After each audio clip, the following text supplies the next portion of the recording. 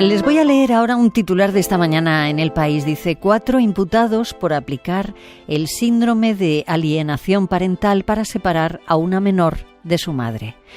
4 miembros del Servicio de Infancia de la Diputación de Vizcaya han sido imputados por la Audiencia Provincial por un delito de prevaricación al actuar sin pedir autorización al juez y separar a una niña de su madre que tenía la custodia compartida. Alegaron que la menor tenía este síndrome, el síndrome de alienación parental. El padre de la niña había denunciado a la madre por influir en la hija para que no pasase tiempo con él.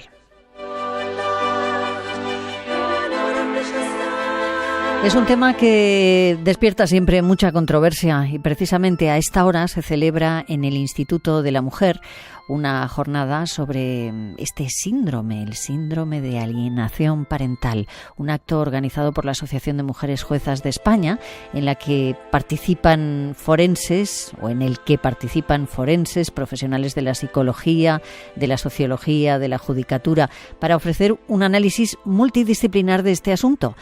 La Unidad Móvil está siguiendo estas jornadas y en la Unidad Móvil está, como siempre, Loreto Souto. Buenos días, Loreto. ¿Qué tal, Pepa? Muy buenos días. El término síndrome de alienación parental empezó a aparecer en las sentencias, en algunas sentencias de este país en el año 2004. A partir de este momento empezó a ser recurrente aludir a ese supuesto síndrome de alienación parental en sentencias en las que se dirime la custodia de los hijos. Pero el hecho es que ninguna institución científica o médica reconoce la existencia de tal síndrome. Instituciones como la Asociación Americana de Psicología o la Organización Mundial de la Salud no lo reconocen.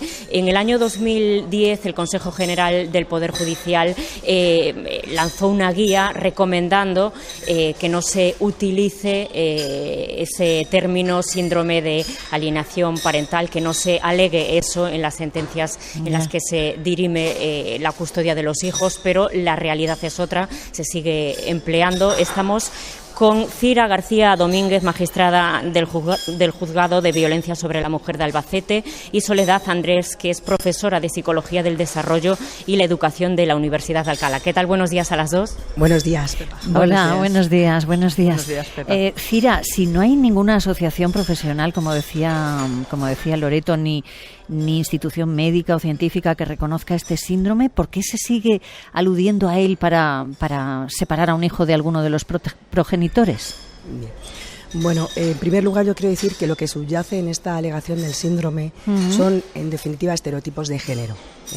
Se sigue partiendo de la premisa de que la mujer miente, de que la mujer, cuando hay un proceso de separación o divorcio, obstaculiza, manipula a los menores para apartar a los menores de la figura, en la mayoría de los casos paterna, porque siempre se alega que la alienadora es la mujer, la madre, sí. Y por eso se basa siempre en un estereotipo de género que parte de que esa madre denuncia, que esa madre denuncia a veces violencia de género que no existe, que esa violencia se utiliza también y se denuncia precisamente para obstaculizar un régimen de visitas y para obtener un régimen de guardia y custodia más favorable para ella. Eso es lo que subyace al final, estereotipos de género, y el síndrome de alienación, cuando se alega y se justifica y se perpetúa a través de una sentencia, lo que está haciendo es perpetuar una situación de maltrato, porque se sigue utilizando efectivamente por el maltratador o el abusador para seguir continuando con esa situación de violencia de género que se ejerce no solamente respecto de la madre, sino en la mayoría de los casos respecto también niños y niñas del núcleo familiar.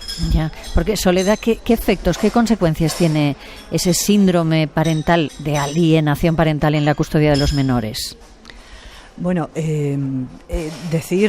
llamarle síndrome ya es darle una categoría que no tiene. Es decir, hemos empezado comentando que efectivamente no existe como tal síndrome en ninguno de los grandes manuales por los que se rige la psicología y la psiquiatría a nivel mundial. Por tanto, yo me negaría a llamarle síndrome si no fuera porque es la forma en la que se identifica. Sí. Esto en primer lugar. En segundo lugar, lo que nos tenemos que preguntar es si efectivamente no existe para la psicología ni para la psiquiatría, ni tampoco es recomendado, al contrario, se recomienda su no uso en absoluto por parte del Consejo General del Poder Judicial. Hay que preguntarse por cuál es la razón por la que se empeñan en utilizarlo si no existe. solamente existen los juzgados. Es decir, un síndrome sería una enfermedad que habría que tratar. Sí. Entonces, no se trata porque no existe. Entonces, está al servicio de otros intereses, efectivamente. Es decir, tenemos que pensar entonces qué es lo que ocurre cuando los menores, cuando niños y niñas, se niegan de manera rotunda, clara, repetida a visitar a su padre, a su progenitor.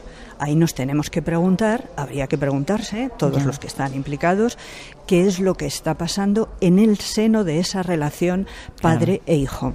Claro, porque es evidente que eso sucede. Hay menores que no quieren ver ni ir con alguno de los progenitores, ¿no? Normalmente no quieren ir con el padre. Sí. Con las madres son casos excepcionales y puntuales, pero la gran mayoría, cuando se maneja por parte de los abogados que defienden al padre, cuando se maneja el denominado síndrome de alienación parental, lo que a quien se niega, por tanto, a ver el niño o la niña es a su padre. Aquí caben dos posibilidades, que es lo que hace lo que convierte en un gravísimo riesgo el que se acceda a estas peticiones, ¿no? En los casos de custodia compartida, y es bien, hay que indagar en profundidad, y la psicología y el derecho tienen herramientas para hacerlo, si se está ante un caso de violencia de género que han presenciado los menores, o si se está incluso ante un caso en el que ellos han sido también víctimas de esa violencia. O incluso casos aún más graves, si han sido los niños o niñas víctimas de abuso sexual por parte del progenitor. Soledad, ¿qué tipo de mecanismos se activan para escuchar al menor y descubrir pues eso que decías, que hay detrás de ese rechazo? ¿Qué tipos de mecanismos se activan una vez que el menor se niega a ir con el padre? ¿Qué mecanismos se activan para descubrir qué es eso que hay detrás? La psicología cuenta con herramientas para entrevistar a los niños y a las niñas. Esto es lo esencial. Hay que escuchar el relato de los niños y las niñas. Dependiendo de la edad, se utilizan distintos tipos de herramientas. Por ejemplo, con niños pequeños, entre 3 y 5 años, 2 y 5 años, incluso los dibujos son herramientas excelentes que en manos de una experta psicóloga explican muy bien ante qué miedos o terrores se está situando el niño. Y las entrevistas en profundidad, entrevistas rigurosamente hechas por psicólogas bien formadas, ya en chicos o chicas, niños o niñas más mayores, adolescentes o prepúberes incluso, son instrumentos valiosísimos para poder comprender qué es lo que está sucediendo en el seno de esa relación que hace que los niños o las niñas se nieguen a ir con su padre. Cira, el Consejo General del Poder Judicial, decíamos antes que recomienda que no se utilice este término en las sentencias, pero la realidad es que se sigue utilizando en muchas. En estas jornadas se va a hablar también de propuestas legislativas contra el uso del síndrome de alienación parental. ¿Qué se debería hacer desde las instituciones? Bueno, lo primero y más importante, y lo ha dicho muy bien Soledad, es escuchar y oír a los menores, que es un derecho que les reconoce no solamente nuestro derecho interno, sino también el derecho internacional. Y eso, desgraciadamente, no se está haciendo como se tendría que hacer diariamente en la práctica de los juzgados. Se están adoptando resoluciones, y digo órdenes de protección con regímenes de visita respecto de menores sin escucharlos, y a veces obviando una situación de violencia de género que solo se focaliza respecto de la madre y se desconoce lo que es la realidad. Aunque un menor no haya sido objeto directo de una agresión, de una amenaza, de un insulto, es también víctima de violencia de género, y así lo exige nuestra Ley Orgánica de Violencia de Género a raíz de la reforma que sufrió en el año 2015. Con lo cual, un menor no tiene que sufrir un insulto ni una agresión, ya es víctima porque vive en un clima de terror, de miedo, y porque percibe esa situación de violencia reiterada, continuada en el tiempo en un domicilio. Con lo cual, la primera norma es oírlos y escucharlos. Y a partir de ahí, efectivamente, desenmascarar qué es lo que hay detrás de esas situaciones, pues con todos los medios, con una coordinación por parte de los equipos psicosociales, de los juzgados, que tienen que tener una formación específica y muy concreta por parte de los profesionales de los puntos de encuentro, familiares que cumplen una función importantísima en todos los sistemas de cumplimiento de regímenes de guarda y custodia y mucho más en casos de violencia de género, y por parte de todos los profesionales sanitarios, unidades y fuerzas y cuerpos de seguridad del Estado que estén formados en esta cuestión.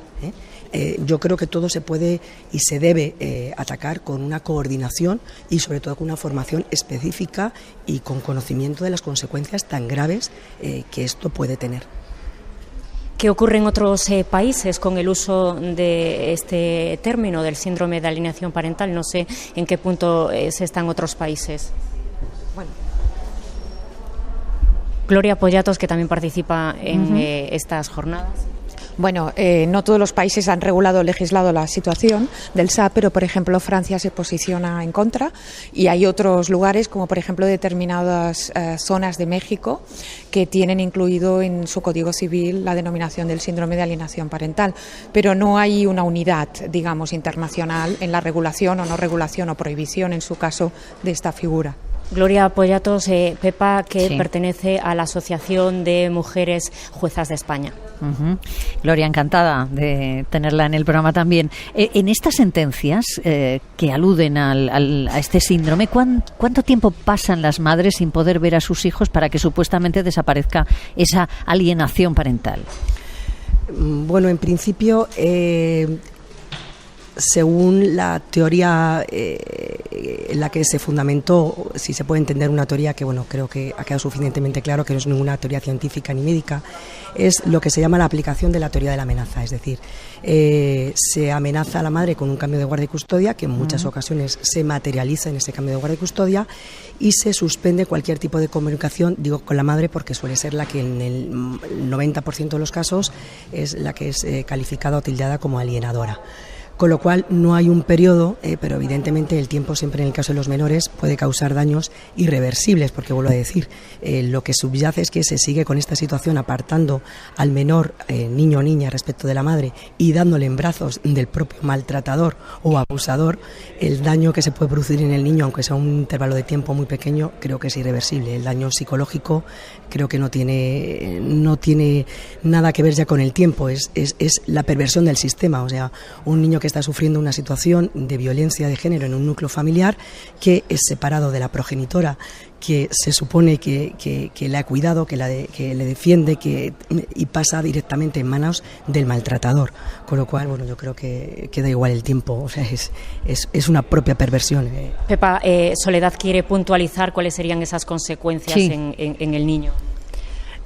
Las consecuencias pueden ser muy variadas dependiendo de muchos factores. Primero, de la edad del niño o la niña, segundo, del grado de violencia y la duración a la que haya sido expuesto, etcétera.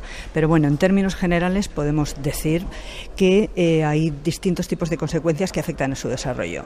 En cuanto al desarrollo físico, los niños y las niñas pueden tener pesadillas recurrentes, pueden tener alteraciones en la alimentación, etcétera. En el ámbito de su propio desarrollo individual, problemas de autoestima, porque los niños pueden culpabilizarse acerca de si ellos mismos han influido en que exista esa relación entre sus padres, pueden tener problemas graves de estrés con las consecuencias derivadas, y si además estuviéramos en los casos más extremos, en donde se encuentran indicios y al final hay constancia de que haya habido abuso sexual infantil, pueden encontrarse desde ideaciones suicidas y otro tipo de trastornos vinculados al estrés postraumático. Ha habido muchas sentencias polémicas en los últimos años. Es frecuente que cuando nos encontramos con decisiones judiciales de este tipo, en la calle se escuche con mucha frecuencia lo mismo, que la justicia de este país es machista. ¿Lo es, Cira? Bueno, la pregunta es sencilla y a la vez muy complicada, ¿vale? Yo creo que estamos cada vez los profesionales del mundo del derecho concienciados de la necesidad y la importancia que tiene aplicar el principio de igualdad que reconoce nuestra Constitución y aplicar una ley que garantice esa igualdad entre hombres y mujeres. Y eso es aplicar y enjuiciar con perspectiva de género. Evidentemente estamos en un camino importante a vista de formación de los profesionales, con cursos formativos, con todo el programa de acceso a la carrera judicial. Se ha aprobado recientemente el segundo plan de igualdad de la carrera judicial. Creo que estamos en el camino adecuado, pero como siempre digo, tenemos un camino todavía largo por recorrer. Pues muchísimas gracias a las tres, Cira García Domínguez, Soledad Andrés, Gloria Pollatos, gracias a ti también, Loreto, gracias por traernos hasta aquí este asunto sensible y con consecuencias a veces tremendas en los niños. Responsabilidad de todos. Gracias.